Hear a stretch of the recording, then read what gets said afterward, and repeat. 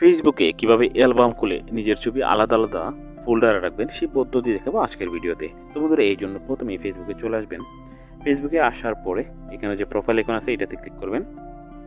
এটাতে ক্লিক করার পরে এখানে দেখেন ফটোজ একটা অপশন আছে, এই অপশনটাতে ক্লিক করবেন। এই অপশনটাতে ক্লিক করার পরে দেখেন সি অল একটা অপশন আছে, এই অপশনটাতে ক্লিক করে দেবেন।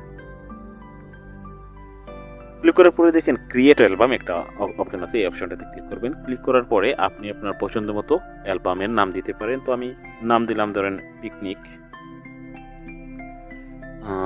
পিকনিক 2024, এই নামটা আমি দিলাম। তো পিকনিক 2024 লিখে এই যে ক্রিয়েট এই অপশনটাতে ক্লিক করে দিবেন। ক্লিক করার সাথে সাথে কিন্তু আপনার অ্যালবামটি তৈরি হয়ে গেছে। তখন এই যে অ্যালবামটি পিকনিক 2024 এমটি দেখাচ্ছে, আসলে কোনো ছবি এখানে পোস্ট করি নাই। তো আপনি যদি এই অ্যালবামটিতে ছবি পোস্ট করতে চান তাহলে এটাতে ক্লিক করবেন।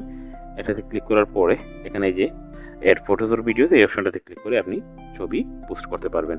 অথবা আপনি যদি চান তাহলে বেঁকে আসবেন। বেঁকে আসার পরে এই যে ছবি এই অপশনটাতে ক্লিক করবেন।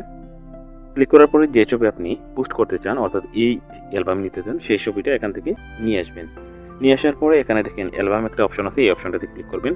ক্লিক করার পরে আপনার ফেসবুকে যত অ্যালবাম আছে এখানে কিন্তু শো করবে যে পিকনিক 2024 এমটি, এই অপশনটা থেকে ক্লিক করবেন। ধরেন এই অপশনটাতে আপনি এই অ্যালবামে আপনি ছবি পোস্ট করতে চান, তো এই অ্যালবামে ক্লিক করে দিবেন, আপনার ছবিটা এই অ্যালবামে যুক্ত হয়ে যাবে। তো বন্ধুরা, এইভাবে আপনি আপনার ছবিগুলো আলাদা আলাদা ফোল্ডারে আলাদা আলাদা অ্যালবামে রেখে দিতে পারেন। তো বন্ধুরা, এই ছিল মূলত আজকের ভিডিও। ভালো থাকবেন, সুস্থ থাকবেন। আল্লাহ হাফেজ।